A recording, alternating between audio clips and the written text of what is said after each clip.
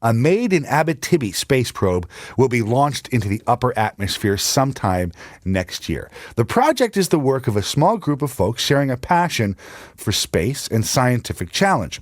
They've created a club called Nanikana-Aerospace, and one of the members of this club is Louis Laliberté, and we've reached him this morning in Val d'Or. Good morning, Louis. Good morning. How are you? I'm very fine, thank you. Look, not everyone can design, build, and launch something into the atmosphere. How does somebody decide, yes, this is what we're going to do? Well, you start smaller. As you said, a bunch of enthusiasts and people that wanted to work started with just basic kits and basically getting involved and evolving from there, getting together, deciding at one point that, hey, wouldn't it be fun if, and starting to plan it. So where do you start? I mean, are you guys? Did you buy the hobby rockets? Is that effectively what you're into initially? That's how it started. Actually, yes, and a way as well to teach science to our kids. I mean, what a wonderful way to show them physics, chemistry, mathematics, and computer sciences. So it evolves from there, and at one point you're saying, well, maybe we could go a bit higher, do a bit better, and you start planning it. As well, you meet new friends and different people from different walks of life, and you start planning the whole thing and say, well, I think it would be doable to put an autonomous stratospheric probe. And it's not a big payload, and it's something that you can buy the pieces that are the different portions of it and program the computer, and test it. And then if it all goes well, if the tests are positive, then you can launch it into space or have it launched into space. So explain to me the plan. 3 steps, basically, and the first 2 are the critical ones in the sense that they have to do with everything that we do. As I said, there's different people from different walk of life, but so everyone works on the preparation, the building, and the configuration of this thing. And of course, we have to test all that electronic, the equipment, right? The everything that handles the flight or the data recording that we want to do. Has to be tested because it will be going through temperature variations from 15, 20 degrees when you launch it to minus 60 when it reaches the altitude of 30 or 40 to 40 kilometers in space, or up from the surface of the planet. Now, and then it goes down. So, again, all these temperature variations affect the electronics, and you want to make sure that everything is ready for it. Phase 1 is checking for that. Phase 2 is a variation. We're going to be launching the same electronics and computer equipment, but with a rocket this time. The first time would be with a balloon, as we said, but the second time would be with a rocket to test the G-force impact on it. If all the tests are positive, then we have everything in place to send the probe to a specialized enterprise to launch it in space. This probe would then remain in space anywhere from 3 weeks to 2.5 months, depending on the solar winds and the solar flares and whatnot. Right? It's an altitude of 310 kilometers, a declining one, so it slowly comes back to Earth. So what exactly? I mean, what are you looking for? It sounds to me like you guys came up with the idea to build a probe and decided, oh, yeah, we should look for something afterwards. Well, the idea of building it, it's a challenge. It is a hobby. You mentioned it. And that's what started it all. But it's having fun. Some people have fun going fishing or whatever. We're building stuff, right? Right.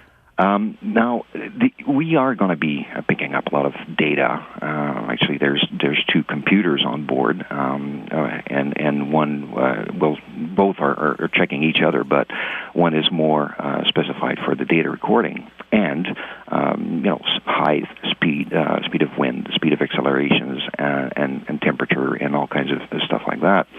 And as well, we will be having pictures, right? Mm.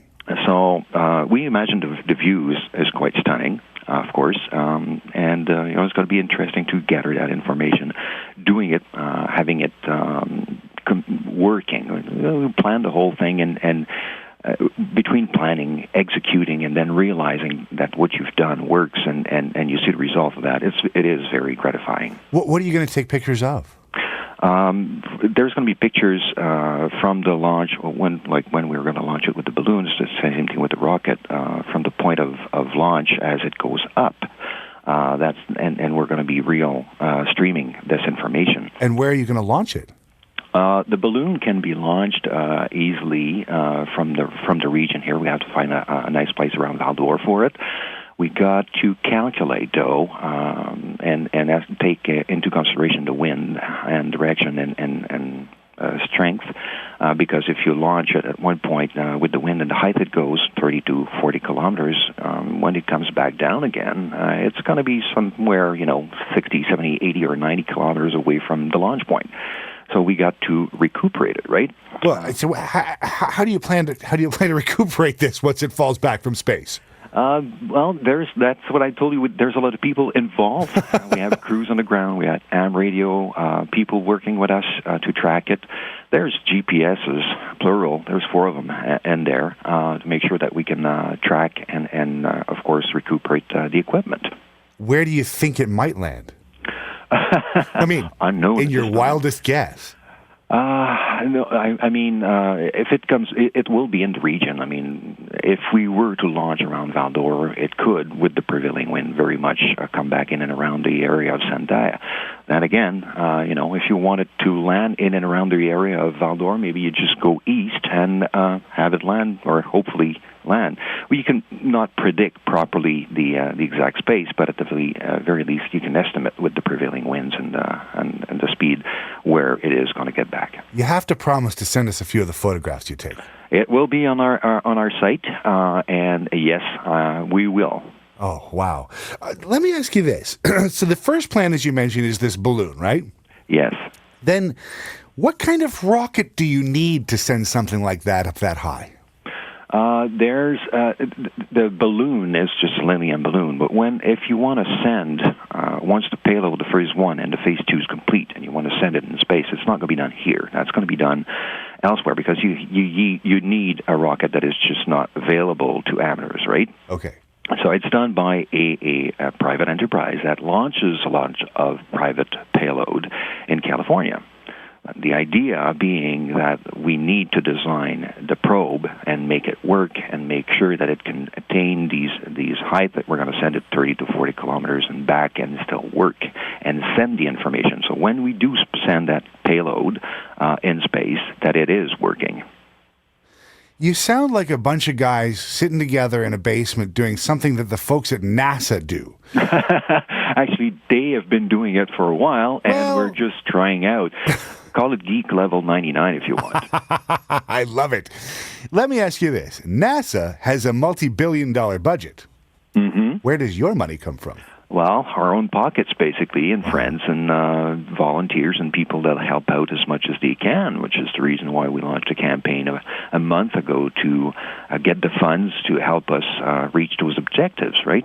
Right. There's the cash objective, but there's also the other objective of reaching out and saying to other people like us that are interested in this endeavor and would want to join. And frankly, it's been fun because it has opened doors for us and gotten us some new friends. I'll bet you've gotten a few new friends out of this. Mm-hmm. The money raising campaign is on Indiegogo, right? Absolutely. And how much are you looking for?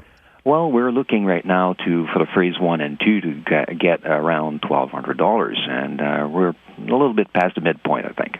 And if people want to support you, you would look for a Nanikana-Aerospace? Is that the... Yes, Nanikana-Aerospace, and the page is on Facebook as well on our website. Well, we'll post some of those details on our Facebook page as well. Can you tell me just quickly, who is it that makes up this group, this Nanikana group of yours? Who's in it? Who's part of the club? There's different people. I mean, the two founding members, if I can tell you like that, is Jean-François Nadeau and Pierre Brisson. Jean-François is an IT technician, and Pierre is an electrician, right? Right. And those two guys happen to be neighbors as well. We, meaning knowing one or the other, have been involved and added to the group. So you have people working for the school board. You have people that work in IT, as I said, from the mining industry. You have all kinds of people. Wow. Well, good luck with this project. It sounds absolutely fascinating, and I wish you, good wins, good solar wins. Thank you. We'll be back in touch with you as you get ready to launch. And as I say, I really want to see some of those photographs. Okay. All right. Thank you so much for your time, Louis. Thank you. Louis Laliberté is one of the members of Nanikana-Aerospace, which is working towards, as we mentioned, launching a space probe into the atmosphere from somewhere around Val d'Or. And that's coming up sometime next year. If you're interested, you can go to their website and follow their progress, www.nanikana-aerospace.com.